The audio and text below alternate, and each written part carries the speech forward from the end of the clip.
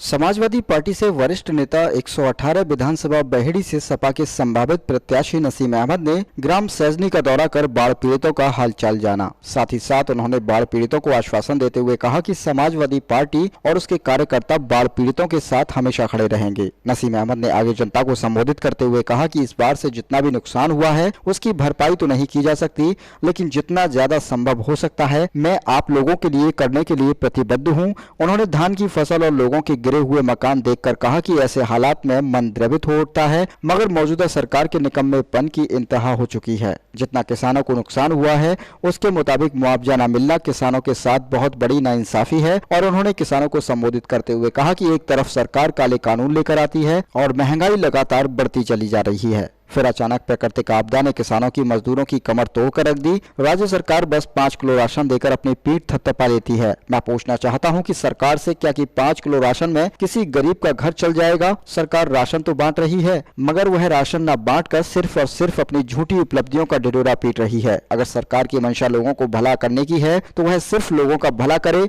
न कि अपने प्रचार के लिए गरीब जनता का राशन देकर मजाक उड़ाए। उन्होंने मौजूदा विधायक और हाल ही में मंत्री बने छत्रपाल सिंह गंगवार पर तीखा हमला बोलते हुए कहा कि सरकार ने उन्हें मंत्री तो बना दिया, मगर आज तक 4.5 साल में उन्होंने क्षेत्र में किसी भी व्यक्ति का भला नहीं किया। लगातार क्षेत्र में प्राकृतिक आपदाएं, लॉकडाउन हुआ, ऑक्सीजन की कमी से लोग परेशान रहे, मगर छत्रपाल गंगवार अपने आवास से बाहर नहीं निकले। उन्होंने कहा कि अगर जनता के बीच ऐसा विधायक हो तो जनता को अपना दुश्मन चुनने की जरूरत नहीं है। उन्होंने कहा कि छत्रपाल गंगवार राजस्व मंत्री हैं, तो मैं उनसे सवाल करना चाहता हूं कि बहेड़ी क्षेत्र गन्ने की खेती के लिए मशहूर है और गन्ना किसानों को भुगतान समय से न मिलना बहुत गलत है। मंत्री जी अगर चाहे तो भुगतान 2 दिन में हो सकता है, मगर जब से मंत्री बने हैं लगता है कि उन्हें अपना मंत्रालय इतना रास आ गया है कि जनता की ओर देखने का मन ही नहीं करता। उन्होंने जनता से अपील करते हुए कहा कि इस बार समाजवादी पार्टी को वोट देकर अखिलेश यादव के हाथों को मजबूत करें और समाजवादी की सरकार बनाने में सहयोग करें।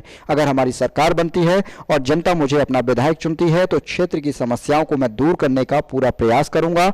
इस मौके पर नसीम अहमद के साथ समाजवादी पार्टी का पूरा अमला उनके साथ था और कार्यकर्ताओं ने दोनों गांव में घूम घूम कर पार्टी की नीतियों से लोगों को अवगत कराया। समाजवादी कार्यकर्ता मुख्य रूप से चौधरी प्रेमवीर सिंह, मोहन स्वरूप पाल, विद्याराम पाली, डॉक्टर मौर्या, ओम प्रकाश, जुबैर मंसूरी, कमाल अंसारी, मौलाना जाहिद, इकरार नेता, देव भारद्वाज, शेरी अनवर भाई, सलमान भाई आदि लोग मौजूद रहे।